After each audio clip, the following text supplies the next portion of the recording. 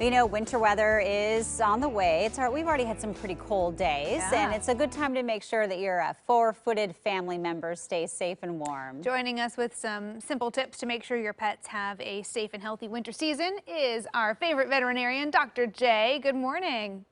Good morning, Emily and Jenny. How are you? Doing well. I'm excited to dig into this topic because this is my dog Samwise's first Pacific Northwest winter. I know we probably had a lot of pet parents adopting during quarantine for the first time. So yeah, it's time to get ready for some cold weather. My biggest thing on the list, outdoor clothes. Do we need jackets for our dogs? Yeah, not every dog will need a jacket, but there are certainly some that do, and that typically involves the smaller breeds, those with shorter fur coats and sort of those little low riders. So think about Dachshunds and French Bulldogs, Boston Terriers. Dogs in that sort of genre really could benefit frequently from some dog coats. Pugs even, right? Yeah. Our Yes, little pug pugs. Rocky, Sorry, I bought him a sweater. How could I forget? How could you forget the pugs? Yeah, I don't know if Rocky loves the sweater that we bought him, but he looks pretty adorable. Yeah, Sam's not a fan. Yeah. Now, what about, I've never heard of these heated beds for cats and dogs?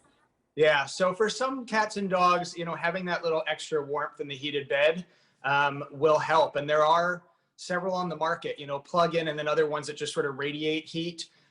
You know, you do want to be careful and make sure that if it's a plug-in that, you know, you're careful with the cord and that your dog's not chewing on the cord, especially a puppy or something like that.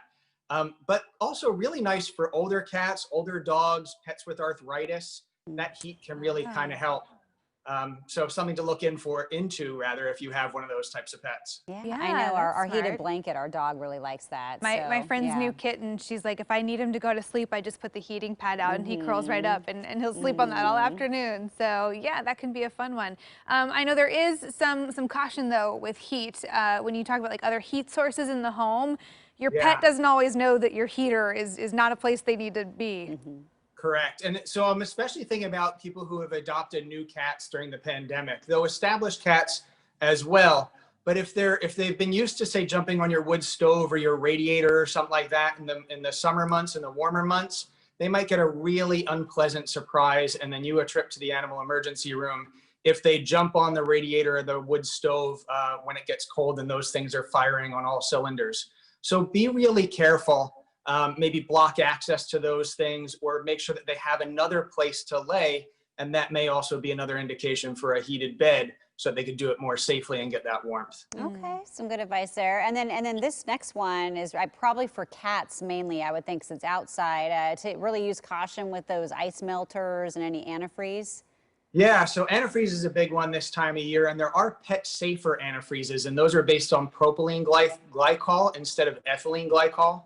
So try and make an effort to, you know, if you're getting that changed or checked, use a pet safer option, but especially if you're doing your own auto care at home, really use a pet safer option. With the ice melts, it's both for cats and dogs, really. Dogs on walks, if they're walking on sidewalks or streets with kind of more of the traditional rock salt ice melts, those can cause some thermal burns on their paws, as well as if they lick them, they can cause some digestive upset and potentially even some problems with electrolyte sodium imbalances. And again, there are pet safer and environmentally safer ice melter options, and so look into those. Yeah, I know that's why a lot of dog owners will opt for little booties in the winter if they're walking on a lot of sidewalks. How do you get your dog used to wearing those and not trying to rip them off?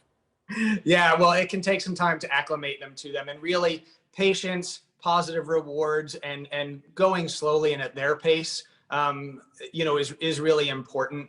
And have them just wear them around the house and give them treats while they're doing it, just kind of part of their normal everyday life right now.